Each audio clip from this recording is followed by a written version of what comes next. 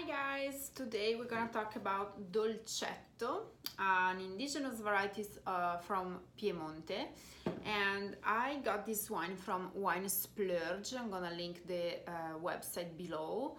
And it's interesting because they are 2016 Dolcetto, both of them, but one is from Dogliani, which is one of the best sites for Dolcetto in Piedmont and is in fact a DOCG appellation, and one is from Alba in the Langhe region, the famous Barolo and Barbaresco area, and this is a DOC appellation. So both the same vintage, different terroir, so it's gonna be interesting to spot on the differences between these two wines. First, we're gonna try the Brezza Dolcetto d'Alba 2016. The Brezza winery is located in Barolo, in the village of Barolo.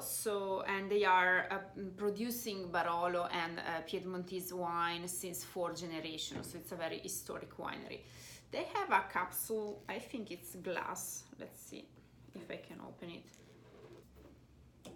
It's a plastic capsule, glass and plastic capsule. So let's pour this. Dolcetto derives its name from the fact that the grape itself, if you eat it, the berries, is a little bit sweet, and the word dolce means sweet in Italian, but the wines are all dry. And let's aerate it a little bit. You see they have this dark color. It's pretty rich in anthocyanins in the skin, so it gives a purple hues and deep ruby color.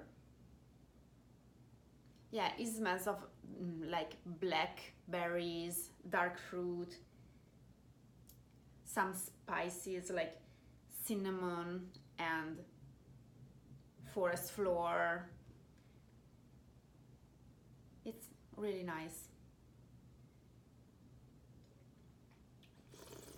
Dolcetto is characterized by a low acidity and, let's say, a good amount of tannins, but they are soft and smooth.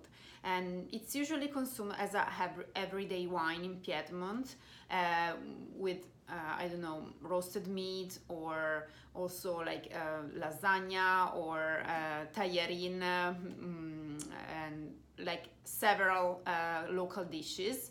And yeah, it's a nice wine. It's a refreshing because you have a lot of fruit at the nose and at the palate as well. So it's also well made. You get a hint of minerality, but very soft, and it's very pleasant overall. The problem with Dolcetto in the past has been that in the Langhe area, where Barolo and Barbaresco and these famous other wines are produced, Dolcetto is always planted not in the best sites, not in the best vineyards, so they're not focusing on Dolcetto, so you don't have, like, let's say, stunning example of Dolcetto coming from that area.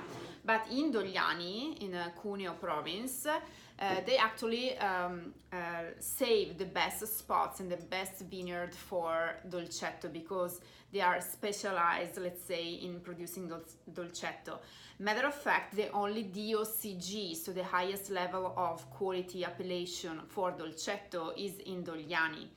The Dolcetto from Alba or from other areas of Piemonte is a DOC, so a step below in the, let's say, pyramid of denominations. The Dogliani I'm trying now is from Anna Maria Abbona, one of the historical winery of the area. And this specific wine is a single vineyard. Sori di But is the name of the vineyard. They produce 2 single vineyards, and this is one of the highest altitude elevation vineyard in the area. So let's try this.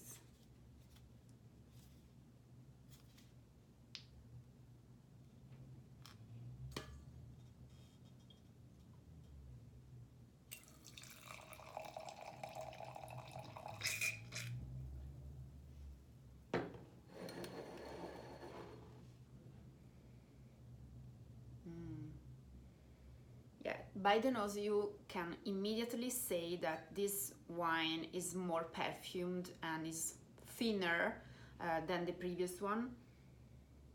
The first thing you have is flowers here, not fruit. You have violets. You have purple flowers, a hint of lavender. It's more feminine. It's like a delicate wine. Leaner to me.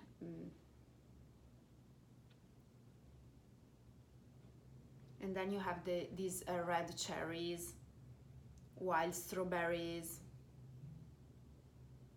some minerality at the nose as well, and the soil in this area is clay and limestone.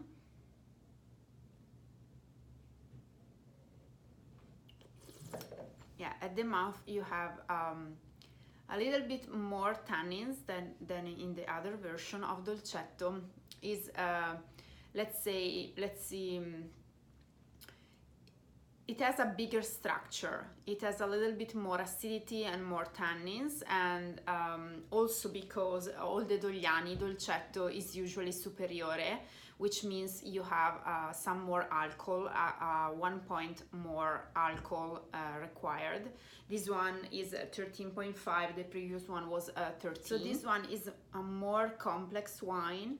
You have different layers of flavors, from fruit to flowers to minerality, and the structure is bigger because you have more acidity and more tannins than in this version. You can see also by the color, this one is leaner, is like lighter in color, and this one is darker. So I think there is a more extraction, or the grapes were more riper than this one. So here you have more fruit, here you have a more complex nose with flowers and other hints. So yeah, it's a totally different wine, and you can tell also this wine is a high elevation wine because you have more aromaticness and more complexity as well. And this one is simpler but very pleasant, so for an everyday consumption this is really a good choice. If you're looking for more complexity, you definitely want to go to the Dogliani version. So I hope you enjoyed this little focus on Dolcetto. So if you're curious to know more about it, just comment below or write me a private message on Instagram. And that's it. Thank you for watching.